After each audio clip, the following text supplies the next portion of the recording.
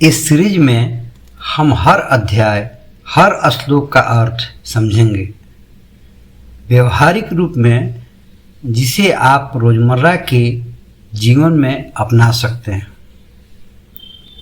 अगर आपका मन भी कभी उलझनों में घेरा हो तो गीता आपके लिए एक दीपक बन सकती है। आइए इस ज्ञान यात्रा की शुरुआत करते हैं। जय श्री कृष्णा। मैं राजकिशोर कुमार आप सबका स्वागत करता हूं इस पवित्र यात्रा में, जहां हम समझेंगे भगवत गीता के अमूल्य ज्ञान को, जो न केवल एक ग्रंथ है बल्कि जीवन जीने की कला भी सिखाती है। ओम श्री परमात्मने नमः। श्रीमद्भगवत गीता अथ द्वितीयोऽध्याय। संजय उवाच तं तथा कृपयाविष्टं श्रुपूर्णाकुलेक्षणं विसीदन्तमिदं वाक्यमुवाच मधुसूदन। संजय बोले, उस प्रकार करुणा से प्राप्त, व्याप्त और आंसुओं से पूर्ण तथा व्याकुल नेत्रों वाले शोक युक्त उस अर्जुन के प्रति भगवान मधुसूदन ने यह वचन कहा। श्री भगवान उवाच कुतुस्तवा कस्मलमिदं विषमे समुपस्थितम् अनार्यजुष्टे स्वर्गीय कृति करमर्जुन। श्री भगवान बोले, हे अर्जुन, तुझे इस असमय में यह मोह किस हेतु से प्राप्त हुआ? क्योंकि न तो यह श्रेष्ठ पुरुषों द्वारा आचरित है, न स्वर्ग को देने वाला है और न कीर्ति को करने वाला ही है। क्लेव्यं मा अस्मगमा पार्थ नैतत्त्वयुपपद्यते क्षुद्रं हृदय दौर्बल्यं त्यक्तोत्तिष्ठ परन्तप। इसलिए हे अर्जुन, नपुंसकता को मत प्राप्त हो, तुझसे यह उचित नहीं जान पड़ती। हे परंतप, हृदय की सूक्ष्म दुर्बलता को त्याग कर युद्ध के लिए खड़ा हो जा। अर्जुन वाच कथं भीष्ममहं संख्ये द्रोणं च मधुसूदन इसी भी प्रतियोत्स्यामि पूजा हरवरी सूदन। अर्जुन बोले, हे मधुसूदन, मैं रणभूमि में किस प्रकार बाणों से भीष्म पितामह और द्रोणाचार्य के विरुद्ध लड़ूंगा, क्योंकि हे अरिसूदन, वे दोनों ही पूजनीय हैं। गुरून् हत्वा हि महानुभावा उक्षेयो भोक्तुं भैक्ष्यमपीह लोके हत्वार्थ कामांस्तु गुरूनिहैव भुजीय भोगान् रुधिर प्रतिघ्नाधान। इसलिए इन महानुभाव गुरुजनों को न मारकर मैं इस लोक में भिक्षा का अन्न भी खाना कल्याणकारक समझता हूँ, क्योंकि गुरुजनों को मारकर भी इस लोक में रुधिर से सने हुए अर्थ और काम रूप भोगों को ही तो भोगूंगा। न चैत्य द्विंद्व कतरनो गरियो यदा यद्या जय में यदि वानो जयु याने वात्वा न जिजीविषाम् अस्तेव स्थिता प्रमुख धृतराष्ट्रा। हम यह भी नहीं जानते कि हमारे लिए युद्ध करना और न करना इन दोनों में से कौन सा श्रेष्ठ है, अथवा यह भी नहीं जानते कि उन्हें हम जीतेंगे या हमको वे जीतेंगे। और जिनको मारकर हम जीना भी नहीं चाहते, वही हमारे आत्मीय धृतराष्ट्र के पुत्र हमारे मुकाबले में खड़े हैं। कार्पण्य दोषोपहत स्वभावः पृच्छामि त्वां धर्म समूढ़ चेता यक्ष्यास्यानिश्चित ब्रूहि तन्मे शिष्यस्ते अहं साधिमां त्वां प्रपन्नम। इसलिए कायरता रूप दोष से उपहत होते हुए स्वभाव वाला तथा धर्म के विषय में मोहित चित हुआ मैं आपसे पूछता हूँ कि जो साधन निश्चित कल्याणकारक हो वह मेरे लिए कहिए, क्योंकि मैं आपका शिष्य हूँ, इसलिए आपके शरण हुए मुझको दीक्षा दीजिए।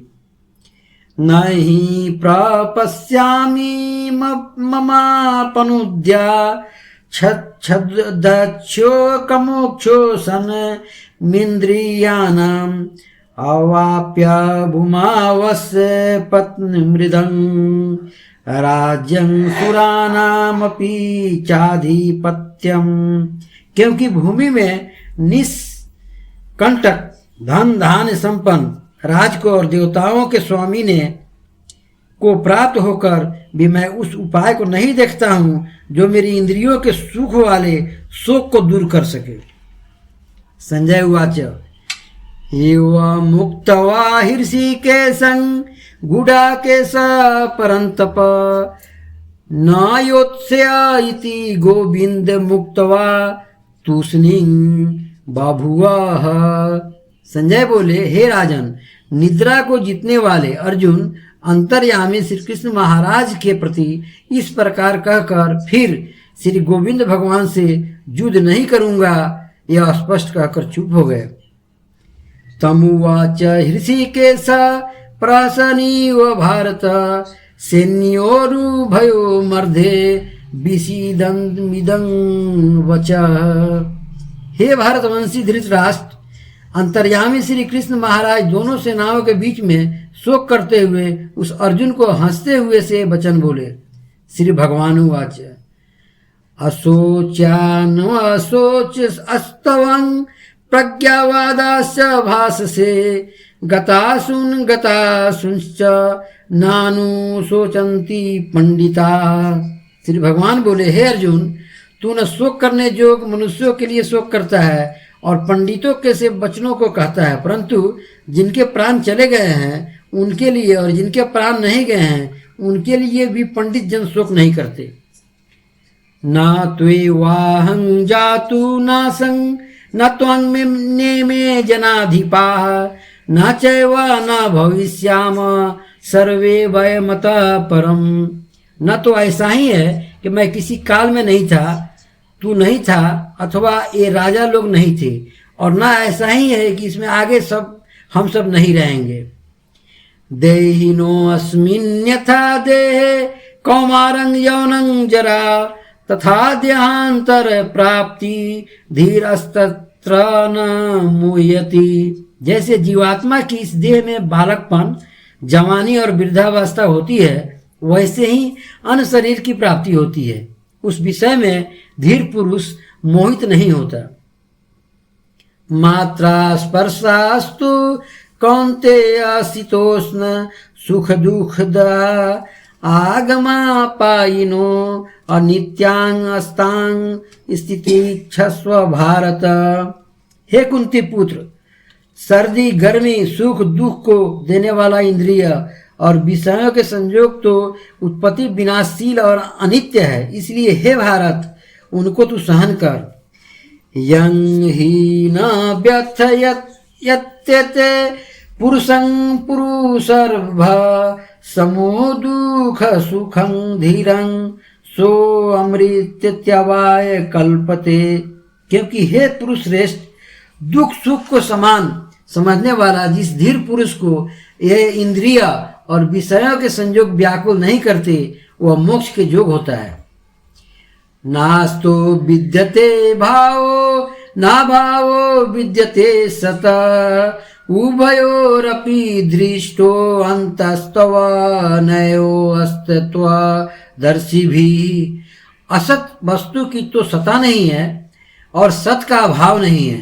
इस प्रकार इन दोनों का ही तत्व ज्ञानी पुरुषों द्वारा देखा गया है। अविनाशी तु तद्विधीयेन सर्वमिदं ततं विनाशेन व्ययस्यास्य न कंचित गुरुतमर्ति। नाश रहित तो तू उसको जान जिससे यह संपूर्ण जगत दिश्य वर्ग व्याप्त है। इस अविनाशी का विनाश करने में कोई भी समर्थ नहीं है। अंतवंत इमे देहा नित्यस्योक्ता शरीरिण्य अनासीनो अप्रमेयस्य तस्माद्युध्यस्व भारत। इस नाश रहित अप्रमेय नित्य स्वरूप जीवात्मा के ये सब शरीर नाशवान कहे गए हैं। इसलिए हे भरतवंशी अर्जुन, तू युद्ध कर। या येनं वेति हंतारं ऐस्वन मन्यते हतम उभो तो न बिजानीतो नायं हंति न हंते। जो इस आत्मा को मारने वाला समझता है, जो इसको मरा मानता है, वो दोनों ही नहीं जानते, क्योंकि यह आत्मा वास्तव में न तो किसी को मारता है और न किसी के द्वारा मारा जाता है।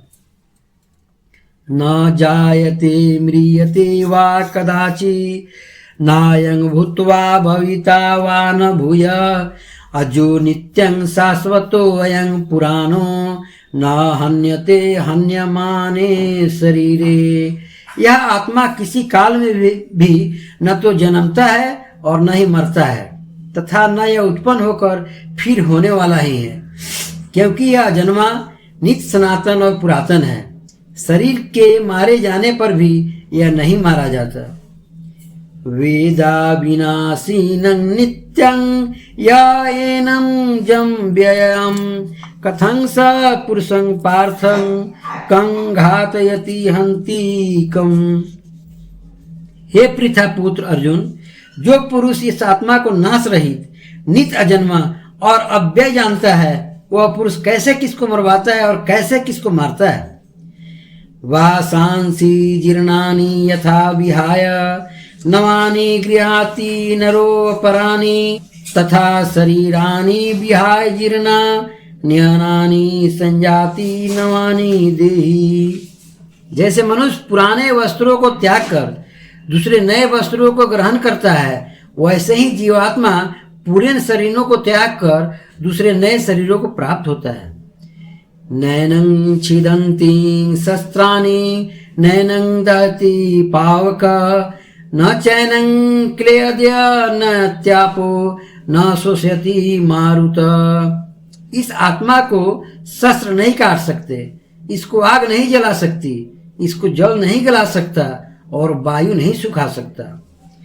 अक्षेद्यो अयम दायो अयम क्लेद्यो शोष्य एवच नित्य सर्वगता स्थानुर चलो अयं सनातन। क्योंकि आत्मा अक्षेद्य है, यह आत्मा अध्याय है, अक्लेद्य और निसंदेह अशोध्य है, तथा यह आत्मा नित्य सर्वव्यापी अचल स्थिर रहने वाला और सनातन है। अव्यक्तो अम्यचिन्तयो अयं विकार्यो अयं उच्यते तस्मादेवं विदित्वैनं नानु शोचितु महर्षि। यह आत्मा अव्यक्त है, यह आत्मा अचिंत्य है और यह आत्मा विकार रहित कहा जाता है। इससे हे अर्जुन, इस आत्मा को उपर्युक्त प्रकार से जानकर तू शोक करने के योग्य नहीं है,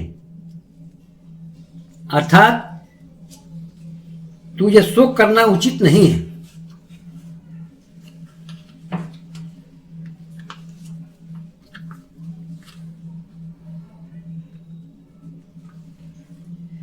अथ चैनं नित्यजातं नित्वं वा मन्यसे मृतं तथापि त्वं महाबाहो नैवं शोचितु महर्षि। किंतु यदि तू इस आत्मा को सदा जन्मने वाला तथा सदा मरने वाला मानता हो, तो भी हे महाबाहो, तू इस प्रकार शोक करने के योग्य नहीं है। जातस्य हि ध्रुवो मृत्युर्ध्रुवं जन्म मृतस्य च तस्माद् परिहार्ये अर्थे न त्वं शोचितु महर्षि। क्योंकि इस मान्यता के अनुसार जन्मे हुए की मृत्यु निश्चित है और मरे हुए का जन्म निश्चित है। इससे भी इस बिना उपाय वाले में विषय में तू शोक करने योग्य नहीं है। अव्यक्तादीनि भूतानि व्यक्त मध्यानि भारत अव्यक्त निधनान्येव तत्र का परिदेवना। हे अर्जुन, संपूर्ण प्राणी जन्म से पहले अप्रकट थे और मरने के बाद भी अब प्रकट हो जाने वाले हैं, केवल बीच में ही प्रकट है, फिर ऐसी स्थिति में क्या शोक करना है। आश्चर्यवत् पश्यति कश्चिदेन मार्चस्यर्यवद्वत्तति तथैव चान्य आश्चर्यवचैन्यमन्या शृणोति श्रुत्वाप्येनं वेद न चैव कश्चित्। कोई भी एक महापुरुष ही इस आत्मा को आश्चर्य की भांति देखता है, और वैसे ही दूसरा कोई महापुरुष ही इसके तत्व का आश्चर्य की भांति वर्णन करता है, तथा दूसरा कोई भी अधिकारी पुरुष ही इसे आश्चर्य की भांति सुनता है, और कोई न कोई तो सुनकर भी इसको नहीं जानता। देहि नित्यमद्यो अयं देहे सर्वस्य भारत तस्मात् स्ववर्णानि भूतानि न त्वं शोचितु महर्षि। हे अर्जुन, यह आत्मा सबके शरीरों में सदा ही अवध्य है, इस प्रकार संपूर्ण प्राणियों के लिए तू शोक करने के योग्य नहीं है। स्वधर्मपि चावेक्ष्य न विकम्पितु महर्षि धर्मयाधि युधाक्षरे यो अन्य तत्क्षत्रिय यस्य न विद्यते। तथा अपने धर्म को देखकर भी तू भय करने योग्य नहीं है, अर्थात तुझे भय नहीं करना चाहिए, क्योंकि क्षत्रिय के लिए धर्म युक्त युद्ध से बढ़कर दूसरा कोई कल्याणकारी कर्तव्य नहीं है। यदृक्षया चोपपनं स्वर्ग द्वारमपावमृतं सुखिना क्षत्रिया पार्थ लभन्ते युद्धमीदृशम्। हे पार्थ, अपने प्राप्त हुए और खुले हुए स्वर्ग के द्वार रूप इस प्रकार के युद्ध को भाग्यवान क्षत्रिय लोग ही पाते हैं। आथ चेत्त्वमिमं धर्म्यं संग्रामं न करिष्यसि तत्तः स्वधर्मं कीर्तिं चाहित्वा पापं वापस्यसि। किंतु यदि तू इस धर्म युक्त युद्ध को नहीं करेगा तो स्वधर्म और कीर्ति को खोकर पाप को प्राप्त होगा। अकीर्तिं चापि भूतानि कथयिष्यन्ति ते अव्याम संभवावितस्य चाकीर्तिर्मरणादतिरिच्यते।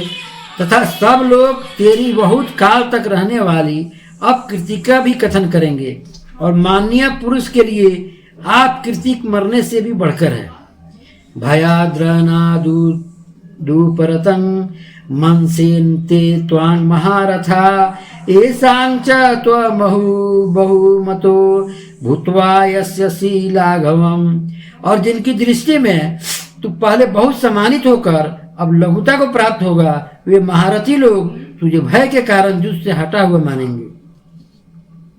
अवाच्यवान्दाश्च बहुन वदिष्यन्ति तवाहिता निन्दन्तस्तव सामर्थ्यं ततो दुःखतरं नु किम्। तेरे बैरी लोग तेरे सामर्थ्य की निंदा करते हुए तुझे बहुत से न कहने योग्य वचन भी कहेंगे, उससे अधिक दुख और क्या होगा। हतो वा प्राप्स्यति स्वर्ग जित्वा वा भोक्ष्यसे महीम् तस्मादुत्तिष्ठ कौन्तेय युद्धाय कृत निश्चय। या तो तू युद्ध में मारा जाकर स्वर्ग को प्राप्त होगा अथवा संग्राम में जीतकर पृथ्वी का राज भोगेगा। इस कारण हे अर्जुन, तू युद्ध के लिए निश्चय करके खड़ा हो जा। सुख दुखे समय कृत्वा लाभा लाभो जया जयो ततो युद्धाय युज्यस्व नैवं पापवास्यसि। जय पराजय, लाभ आदि और सुख दुख को समान समझकर उसके बाद युद्ध के लिए तैयार हो जा। इस प्रकार युद्ध करने से तू पाप को नहीं प्राप्त होगा। एषा ते अभिहिता सांख्ये बुद्धिर्योगे त्विमां शृणु बुधया युक्तो यया पार्थ कर्मबन्धं प्रयास्यसि। हे पार्थ, यह बुद्धि तेरे लिए ज्ञान योग के विषय में कही गई, और अब तू इसको कर्म योग के विषय में सुन। जिस बुद्धि से युक्त हुआ तू कर्मों के बंधन को भली भांति त्याग देगा, अर्थात सर्वथा नष्ट कर डालेगा। नेहाभिक्रम नाशो अस्ति प्रत्ययवाओ न विद्यते स्वल्पे मापस्यस्य धर्मस्य त्रायते महतो भयात्। इस कर्म योग में आरंभ का अर्थात बीज का नाश नहीं है और उल्टा फल रूप दोष भी नहीं है, बल्कि इस कर्म योग रूप धर्म का थोड़ा सा भी साधन जन्म मृत्यु रूप महान भय से रक्षा कर लेता है। व्यवसायित्मका बुद्धि रेके कुरुंदना बहुशाखायन्ताश्च बुधयो अव्यवसायी नाम। हे अर्जुन, इस कर्म योग में निश्चयात्मिका बुद्धि एक ही होती है, किंतु अस्थिर विचार वाले विवेकहीन सकाम मनुष्यों की बुद्धि निश्चय ही बहुत भेदों वाली और अनंत होती है। यामी मांग पुष्पितांग वाच प्रवदन्त्य विपश्चिता वेदवादार्था पार्थ नान्यदस्तिति वादिनी। कामात्मान सर्वस्वर्ग परा जन्म कर फल प्रदाम क्रिया विशेष बहुलांग भोगैश्वर्य गतिं प्रति भोगैश्वर्य प्रसक्तानां तयापहिद चेतसाम व्यवसायत्मिका बुद्धि समाधौ न विधीयते। हे अर्जुन, जो भोगों में तन्मय हो रहे हैं, जो कर्म फल के प्रशंसक वेद वाक्यों में भी प्रीति रखते हैं, जिनकी बुद्धि में स्वर्ग ही परम प्राप्य वस्तु है और जो स्वर्ग से बढ़कर दूसरी कोई वस्तु ही नहीं है, ऐसा कहने वाले हैं, वे अविवेकी जन इस प्रकार की जिस पुष्पित अर्थात दिखाऊ शोभा युक्त वाणी को कहा करते हैं, जो कि जन्म रूप कर्म फल देने वाली एवं भोग तथा ऐश्वर्य की प्राप्ति के लिए नाना प्रकार की बहुत सी क्रियाओं का वर्णन करने वाली है, उस वाणी द्वारा जिनका चित्त हर लिया गया है, जो भोग और ऐश्वर्य में अत्यंत आसक्त हैं, उन पुरुषों की परमात्मा में निश्चयात्मिका बुद्धि नहीं होती। त्रैगुण्य विषया वेदा निस्त्रैगुण्यो भवार्जुन निर्दयन्द्वो नित्यस्तस्थो निर्योग क्षेम आत्मवान। हे अर्जुन, वेद उपर्युक्त प्रकार से तीनों गुणों के कार्य रूप समस्त भोगों एवं उनके साधनों का प्रतिपादन करने वाला है, इसलिए तू उन भोगों एवं उनके साधनों में आसक्तिहीन, हर्ष शोकादि द्वंद्वों से रहित, नियम वस्तु परमात्मा में स्थित, जोग क्षेम को न चाहने वाला और स्वाधीन अंतःकरण वाला हो। यावानर्थ उदपाने सवर्त समुप्लुतोदके तावान सवेर्षु वेदेषु ब्राह्मणस्य बीजानत। सब ओर से परिपूर्ण जलाशय के प्राप्त हो जाने पर छोटे जलाशय में मनुष्य का जितना प्रयोजन रहता है, ब्रह्म को तत्व से जानने वाला ब्राह्मण का समस्त वेदों में उतना ही प्रयोजन रह जाता है। कर्मण्येवाधिकारस्ते मा फलेषु कदाचन मा कर्मफले हेतुर्भुर्मा ते संगो अस्तो कर्मणि। तेरा कर्म करने में ही अधिकार है, उसके फलों में कभी नहीं, इसलिए तू कर्मों के फल का हेतु मत हो तथा तेरी कर्म न करने में ही भी आसक्ति न हो। योगस्थ कुरु कर्माणि संख त्यक्त्वा धनंजय सीधयो समो भूत्वा समत्वं योग उच्यते। हे धनंजय, तू आसक्ति को त्याग कर तथा सिद्धि और असिद्धि में समान बुद्धि वाला होकर योग में स्थित हुआ कर्तव्य कर्मों को कर, समत्व ही योग कहलाता है। दूरेनं द्वारं कर्मं बुद्धि योगा धनंजय बुधौ शरणं मिनिच्छा कृपणा फले हेतव।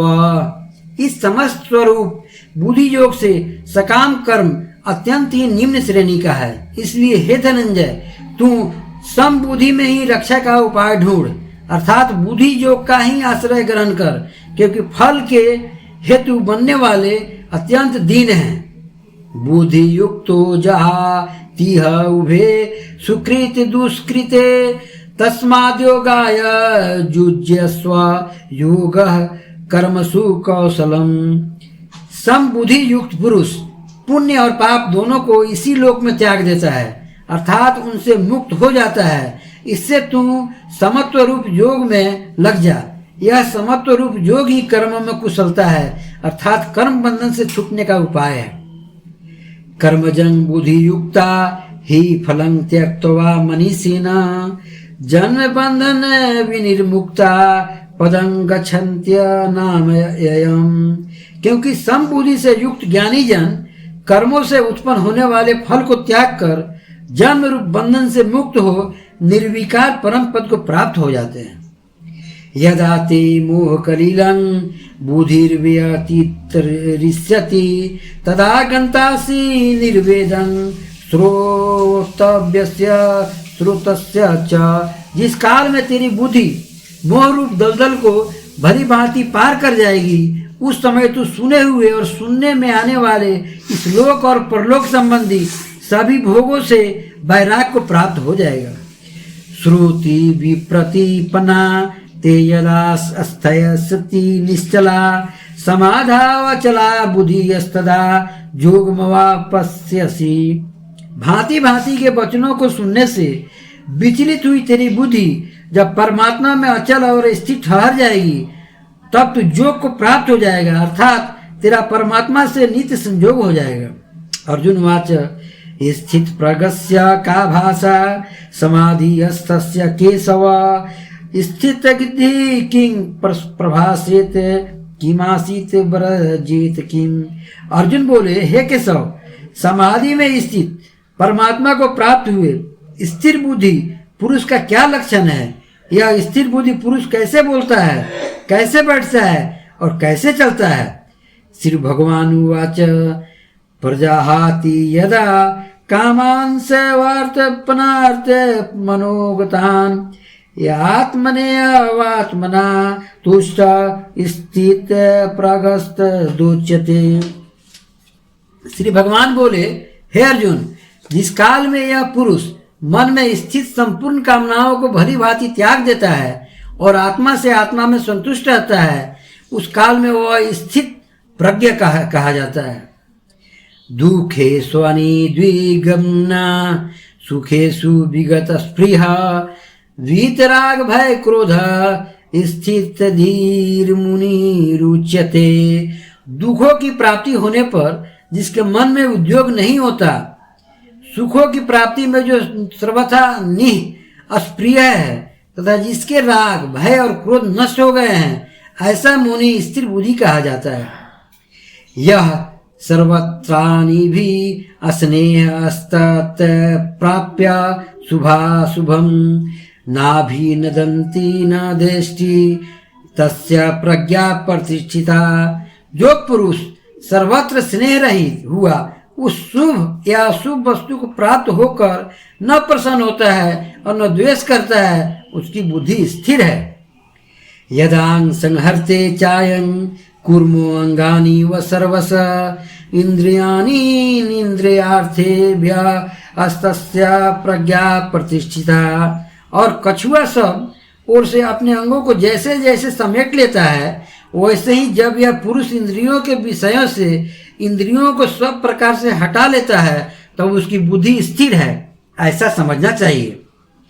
विषया विनिर्वन्तन्ते निरहारास्य देहिना रसवर्जं रसो अपस्य परं दृष्ट्वा निवर्तते। इंद्रियों के द्वारा विषयों को ग्रहण न करने वाले पुरुष के भी केवल विषय तो निवृत्त हो जाते हैं, परंतु उनमें रहने वाली आसक्ति निवृत्त नहीं होती। इस स्थित प्रज्ञा पुरुष की तो आसक्ति भी परमात्मा का साक्षात करके निवृत्त हो जाती है। यत्तुत्यो ह्यपि कौन्तेय पुरुषस्य विपश्चिता इंद्रियाणि प्रमाथिनी हरन्ति प्रसभं मन।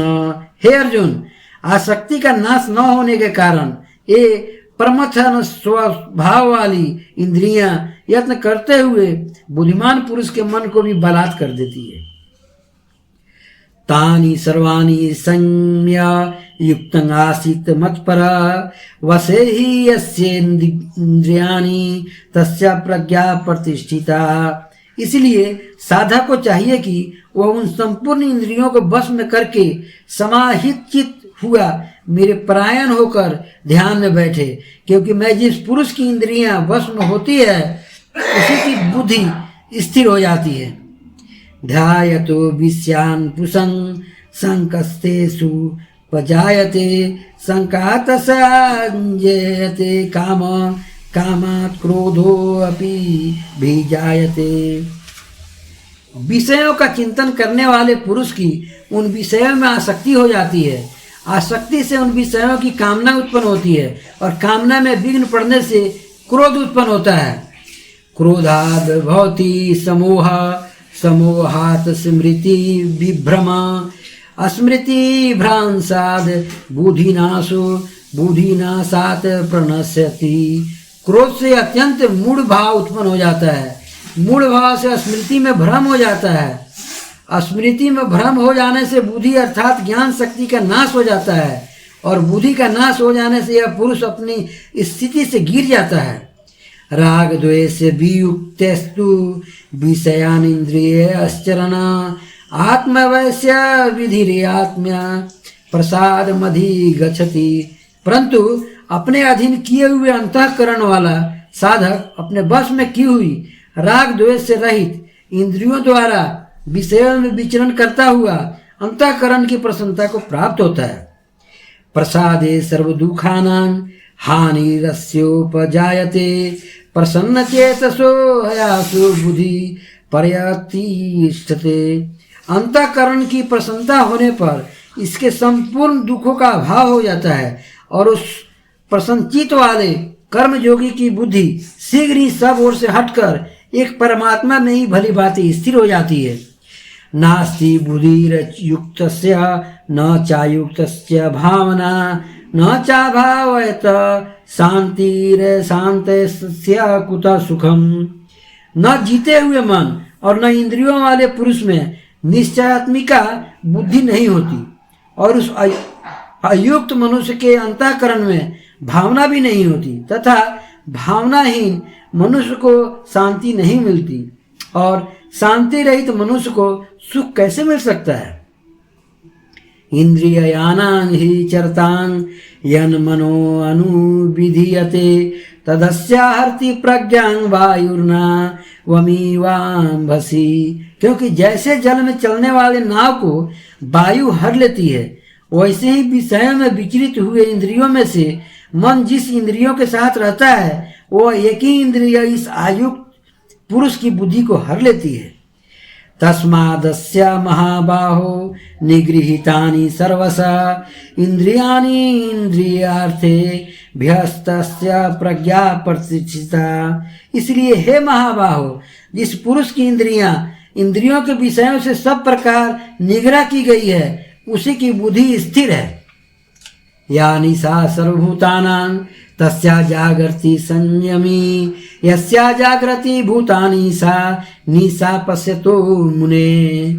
संपूर्ण प्राणियों के लिए जो रात्रि के समान है उस नित्य ज्ञान स्वरूप परमानंद की प्राप्ति में स्थित प्रज्ञ योगी जागता है और जिस नाशवान सांसारिक सुख की प्राप्ति में सब प्राणी जागते हैं परमात्मा के तत्व को जानने वाले मुनि के लिए वह रात्रि के समान है। आपूर्यमान मचल प्रतिष्ठं समुद्र माप परिविशन्ति यद्धत तद्वत् कामाय पर प्रविशन्ति सर्वे स शांति मापनोति न काम कामी।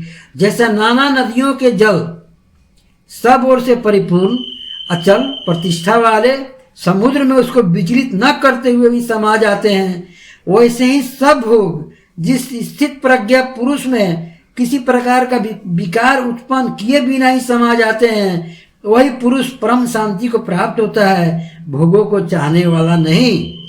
विहाय कामान्य सर्वनुमा आश्चर्यनिस्पृह निर्ममो निरहंकार स शांतिं दिगच्छति। अहंकार रहित और अस्पृहा रहित हुआ विचरता है वही शांति को प्राप्त होता है, अर्थात वह शांति को प्राप्त होता है।